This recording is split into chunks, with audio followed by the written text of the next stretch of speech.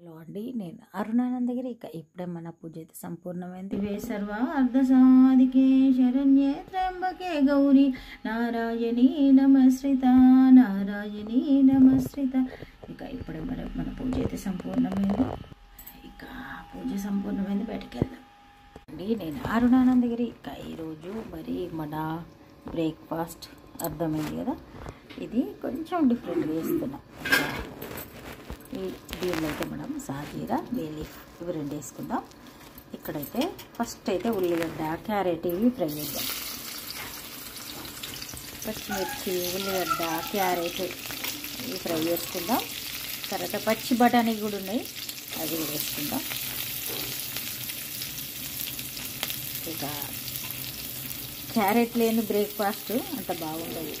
Carrot ఉంటే చాలా బాగుంటుంది. ఉప్మాకైనా, సేమియా ఉప్మాకైనా, పోహాకైనా. ఇక ఇప్పుడు సాజీరా వేస్తాం, ఎందుకంటే ఇది ఫస్ట్ వేసినామంటే సాజీరా ముందు వేస్తే మాడినట్టు అవుతుంది. అందుకనే వెజిటేబుల్స్ వేసిన తర్వాత వేస్తాం. జనరల్గా అయితే రోజు జీలకర్ర వేస్తా, జీలకర్రకు బదులు ఈరోజు అది వేసినాం. ఇక ఇప్పుడు జీడిపప్పులు, తర్వాత ఈ పచ్చి బఠానీ కూడా వేయాలి, వేద్దాం.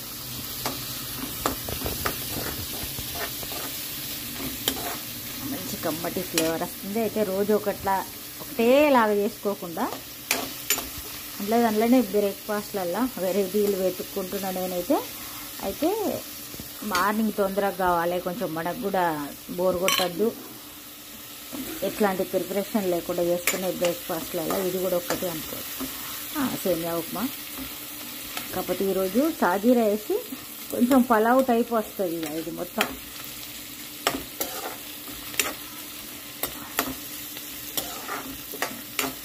ఇప్పుడు బఠానీ వేస్తా.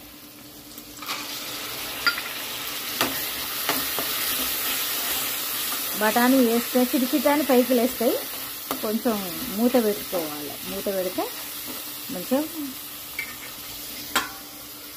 అయితే అంత ఫ్రై చేయాల్సిన అవసరం కూడా లేదు, ఎందుకంటే మళ్ళీ మనం వాటర్ వేసి అప్పుడు బాయిల్ చేస్తాం కాబట్టి ఒక్క నిమిషం ఇట్లా కొంచెం నూనెలో ఫ్రై అయితే సరిపోతుంది అంతే. ఎక్కువ కూడా ఫ్రై చేయాల్సిన అవసరం లేదు. చూడండి, బఠానీ ఫ్రై అయిపోయినాయి.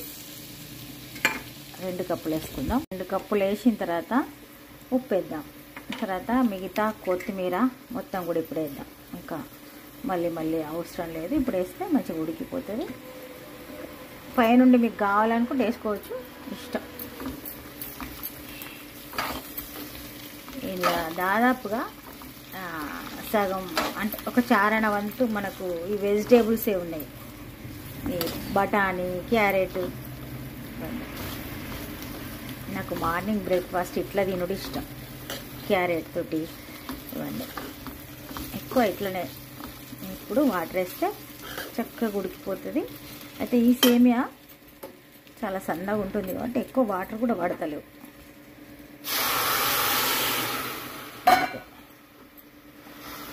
కొందరేమో సేమియాను కూడా ఉడకబెట్టుకొని ఫస్ట్ ఉడకబెట్టి వాటర్ తీసేసి, ఇప్పుడు నేను ఇవన్నీ ఫ్రై చేసిన కదా, ఆ ఫ్రై చేసిన తర్వాత దానిలో ఉప్పేసి సేమియా ఉడకబెట్టిన సేమియాను కూడా ఇండ్లేస్తారు. అట్లా కూడా వేసుకోవచ్చు, ఇష్టం. ఇక అట్లా వేస్తే టోటల్ పలావ్ టైప్. సేమియా ఉప్మా రెడీ అయిపోయింది, చూడండి, సూపర్గా రెడీ అయింది.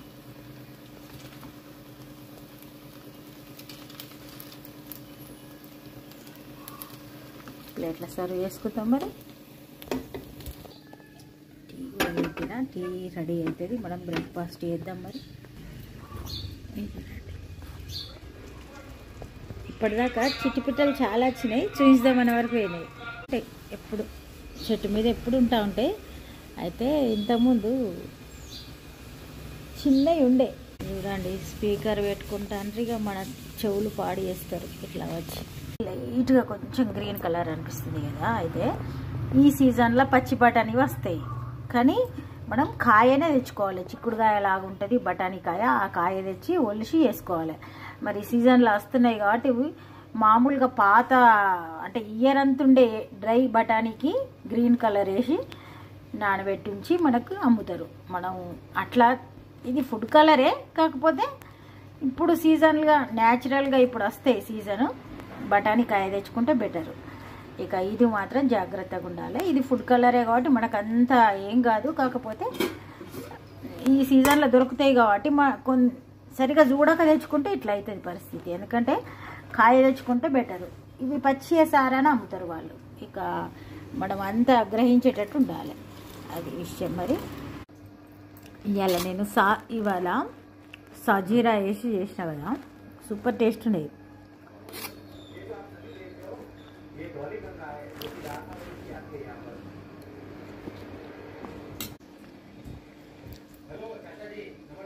మార్నింగ్ ఇట్లా ఏదైనా టూరిజం ప్లేస్ చూసుకుంటూ బ్రేక్ఫాస్ట్ అయితే కంప్లీట్ చేసేద్దాం.